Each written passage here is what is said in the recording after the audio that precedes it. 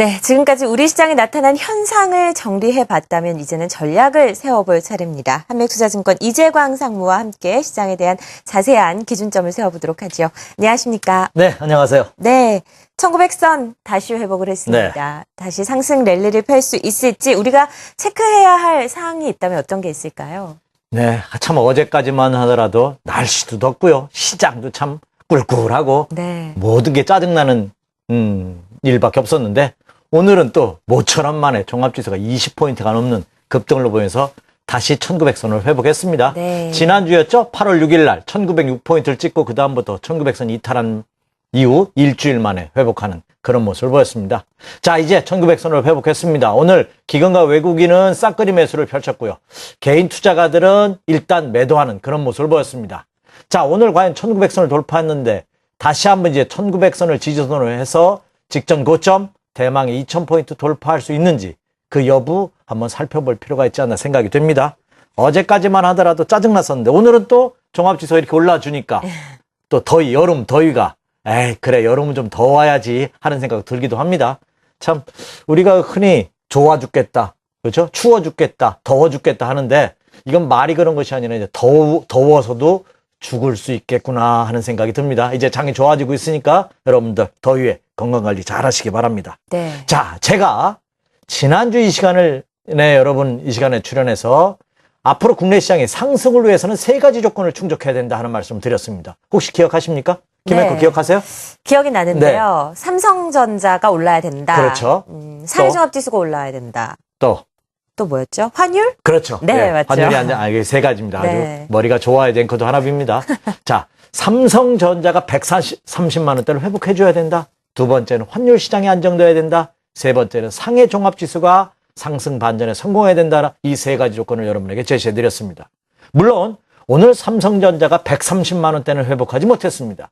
제가 정확하게 여러분에게 제시한 가격이 133만 원이었습니다. 근데 오늘 탄력 들어보는 거의 5%에 가까운 최근 들어 가장 큰 폭의 상승률을 보였고 삼성전자의 자사주 매집설마저 유포되는 그런 모습을 보였습니다. 이것은 그만큼 삼성전자가 상대적으로 저평가되어 있기 때문이 아닌가 이렇게 생각이 됩니다.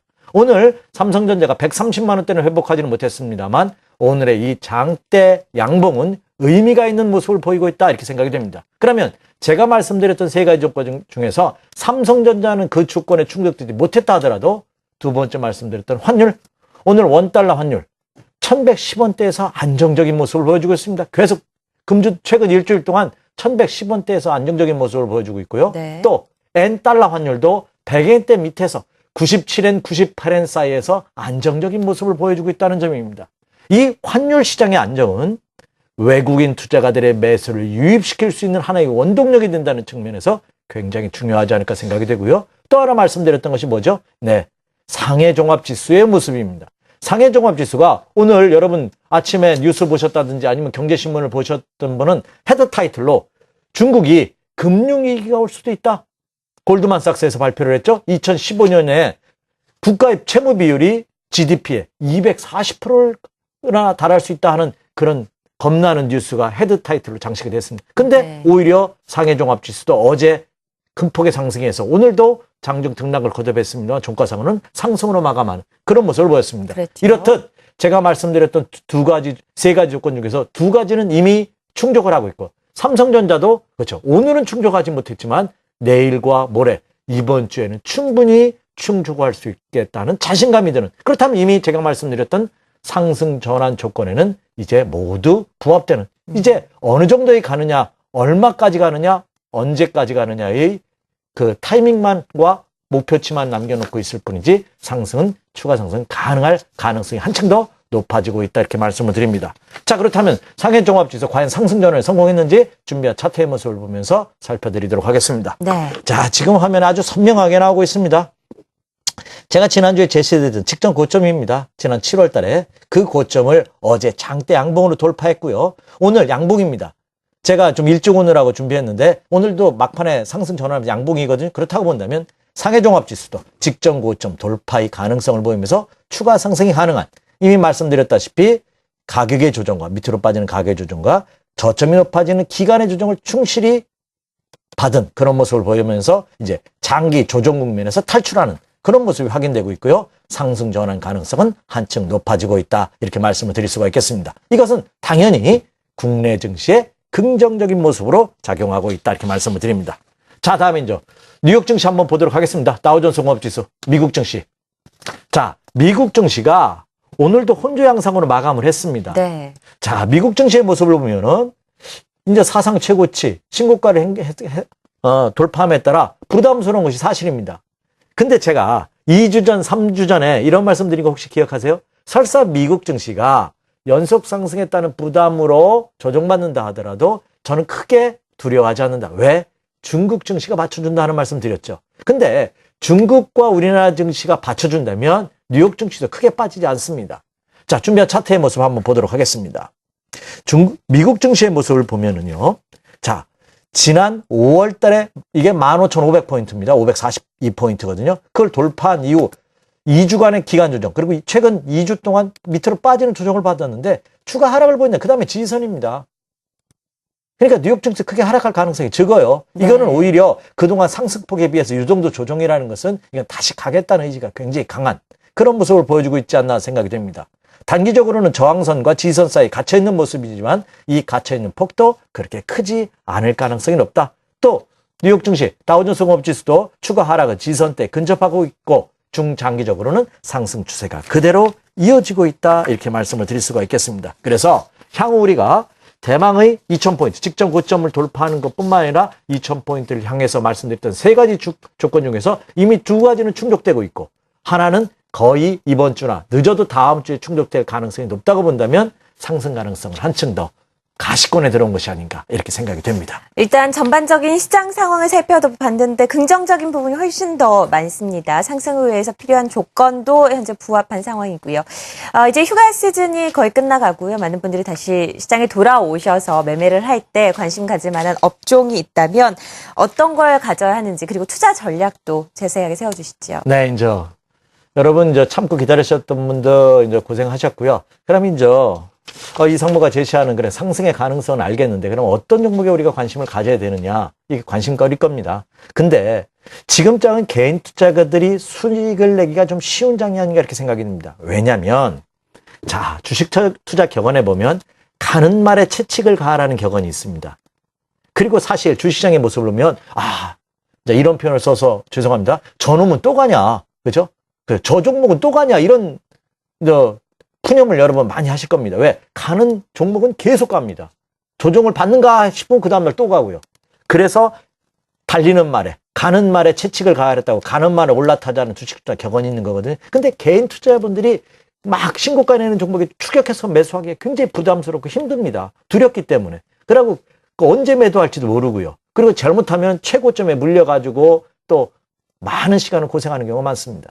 그래서 개인 투자자분들은 바닥을 다지고 있는 종목군들에 투자하는 것이 마음적으로 편하고 그리고 그런 종목군들에 접근하기 쉽습니다. 근데 지금의 장이 그런 종목군들에 상대적으로 저평가 있는 종목군들에 접근해도 충분히 수익을 올릴 수 있는 기회이기 때문에 개인 투자분들이 지금은 공격적으로 좀 더 적극적으로 공부하시고 투자하셔도 좋은 시점이 아닌가 생각이 되고 있습니다. 그래서 저는 국내 주식시장도 이미 말씀드렸다시피 다시 한번 이제 1900선을 돌파한 곳으로 그치는 것이 아니라 다시 한번 직전 고점 1939포인트죠? 네. 그 1939포인트 돌파 시도할 것이며 추가 상승 가능성은 굉장히 높은 그런 모습을 보여주고 있다 이렇게 말씀을 드릴 수가 있겠고요. 그리고 종목군들도 이제 바닥에서 탈출하려고 하는 종목군들이 많습니다. 이들 저평가되어 있는 종목을 중심으로 해서 매수 전략을 펼쳐보셔도 좋겠다 이렇게 생각이 됩니다. 그러면 준비한 차트의 모습을 보면서 다시 한번 살펴드리도록 하겠습니다. 네. 자, 지금 여러분에게 보여드린 것은 국내 코스피 시장이죠. 국내 코스피 시장 일봉 차트의 모습을 보여주고 있습니다. 오늘 장에서도 보면 상대적으로 지수가 움직이다 보니까 코스피 시장이 급등을 한 반면에 개별 종목군들이 많은 코스닥 시장은 상대적으로 상승폭이 둔화된 모습을 보여주고 있습니다. 그러니까 지수가 움직일 때는 굵직굵직한 코스피 시장의 대장주 중심을 해서 포트폴리오 구성하시는 것 또한 하나의 전략이다 이렇게 말씀을 드릴 수가 있겠죠. 자, 지금 화면에 보시는 것이 국내 코스피 시장 일봉 차트의 모습입니다. 제가 가로 행선을 A, B, C에서 3개를 거드렸습니다. A선은 1900포인트고요. B선은 1940, C선은 1860포인트 라인입니다. 1900선을 축으로 해서 등락을 거듭하는 그런 모습이 예상이 되는데 오늘 그 A선, 1900선 중심 추세선을 강하게 장대 양봉으로 돌파해주는 모습을 보였습니다. 물론 추가 상승할 때마다 직전 고점 때 차익실현 매도 물량이 나올 것입니다. 하지만 이미 한 차례 1900선을 돌파했다 눌림목을 받았기 때문에 그 물량 또한 크지 않을 것으로 생각이 됩니다. 그래서 재차 직전 고점, 재차 상승 가능성이 대두되고 있고요. 그리고 직전 돌파 시도를 계속해서 시도할 것으로 예상이 됩니다. 또 종목별로는 이렇게 이제 상승 초기음으로 재차 상승하는 모습을 보여주고 있기 때문에 바닥에서 턴 어라운드 하는 종목으로 한번 공략해보자 이렇게 말씀을 드릴 수가 있겠고요. 네. 자, 이제 세부적으로 좀 업종과 종목을 한번 들어가 보도록 하겠습니다. 최근 들어서 외국인과 국내 기관 투자가들이 매수위를 보였던 대표적인 종목군들이 자동차 관련주였습니다. 근데 최근 2주 동안 자동차 관련주들이 큰 폭의 조정을 받았습니다. 이 노조의 파업이라든지 여러 가지 좋지 않은 소식이 전해지면서 그런데 역시 이 우리나라의 수출 대장주로 할 수 있는 자동차에 대한 올 하반기의 성장성도 어느 정도 예상되고 있지 않나 생각이 됩니다. 특히 그동안 우려됐던 유럽 경기의 둔화로 인해서 수출 전선에 먹구름이 난다는 소식이 전했는데 유럽 경기라든지 미국 경기, 아메리카 경기가 회복됨에 따라 국내 자동차 산업에도 긍정적인 영향을 미칠 가능성이 높지 않나. 그래서 완성차 업체인 현대차, 기아차, 그리고 부품업체인 현대모비스라든지 만도, 이외에도 부품주들이 많이 있습니다. 대표적으로 이들 종목을 중심으로 한 매수 전략은 여전히 유효하다 생각이 되고요.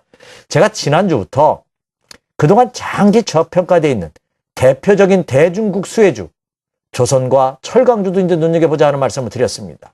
오늘 조선주들이 상대적으로 상승폭이 좀 적었어요. 오히려 찬스가 아닌가 생각이 됩니다. 이들 종목군들도 1차 바닥 탈출 신호를 완전히 한 모습을 보여주고 있다는 점이죠. 특히 이 조선과 철강 같은 경우는 중국 경기가 회복된다면 대표적인 수혜주입니다. 그리고 앞에서 모두에 언급해드렸다시피 상해 종합지수의 차트 모습을 본다면 어때요? 예, 긍정적인 모습으로 탈출 신호를 보여주고 있다는 거죠. 더군다나 이미 뉴스 보도는 중국이 아직도 경기 회복 조짐은 없습니다. 하지만 주가는 선행지표라는 사실을 명심하시기 바랍니다. 그런 악재에도 불구하고 막판에 밀어올리는 상승을 보였다는 것은 이것은 의미가 있지 않나 생각이 됩니다. 그래서 국내 주시장에서도 조선과 철강주들 충분히 여러분이 포트폴리오 구성에 바구니에 담으셔도 가능하지 않을까 생각이 됩니다. 조선주라면 대표적으로 현대중공업, 삼성중공업이 대표가 되겠고요. 철강주는 포스코를 필두로 해서 현대제철 이런 것들이 되겠죠. 동국제공 이런 종목군들이 되겠죠. 그래서 이들 조선과 철강주에도 저는 지금은 크게 두려워할 필요 없지 않나 생각이 됩니다. 자, 그리고 좀 더 발빠르게 움직이시는 분들, 좀 더 발빠르게 움직이시는 분들이라면 다음 주에 또 핫 이슈가 하나 있죠. 네. 그렇죠? 개성공단 그렇죠. 회담이 있죠. 14일 날. 그래서 이 남북 경업주에도 여러분 한번 관심을 가져보시기 바랍니다.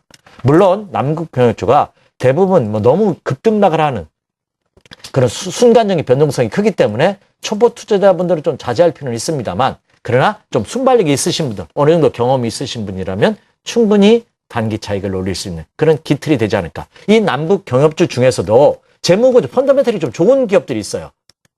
너무 이렇게 부실한 기업들, 적잖은 기업 말고요. 펀더멘털이 좋은 기업들도 충분히 있기 때문에 그들 종목군을 한번 눈여겨보십시오. 이렇게 말씀을 드리고요. 자, 모두 언급해드렸습니다. 삼성전자가 오늘 5%에 가까운 급등을 보였습니다. 그래서 거의 130만 원 육박하는 모습을 보였는데 자, 삼성전자로 인해서 그동안 삼성그룹주들이 엄청난 조정을 받은 대표적인 종목군들이 있습니다.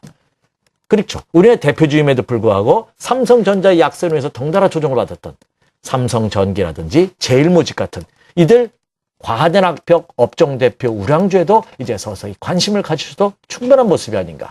자, 그럼 정리하도록 하겠습니다. 제가 모두에 지금쯤은 오히려 개인 투자분들이 주식 투자하셔도 크게 손실을 볼 가능성이 상대적으로 적은 그런 모습을 보여주고 있다. 왜냐하면 이제 바닥에서 턴 어라운드 하는 종목군들이 충분히 있기 때문에 여러분들께서 이제 서서히 분할 매수 전략을 펼치셔도 좋지 않을까 이렇게 생각이 됩니다. 네. 자, 중국 속담에 보면 이런 게 있어요. 장강의 거센 물줄기는 거스를 수 없다. 이런 말이 있거든요. 자, 너무 덥습니다. 그러나 지난주 입추가 지났고요. 어제 말복이 지났습니다. 이 더위도 거의 막바지가 아닌가 이렇게 생각이 됩니다. 그러니까 여러분 더위 힘드시더라도 조금만 참으시고요. 이제 주시장이 어느 정도 이제 상승의 기틀을 마련하고 있기 때문에 좀 기분 좋게 투자 전략을 세워보시기 바랍니다. 적극적이고 공격적인 시장에 대한 전략이 필요할 시점이다라고 네. 말씀을 하셨습니다. 비중을 좀 늘리자. 현대차, 기아차, 자동차 부품주들 그리고 조선주들 중심으로 그리고 관련 테마도 말씀해 주셨습니다. 한맥투자증권 이재광 상무였습니다. 고맙습니다. 네, 감사합니다.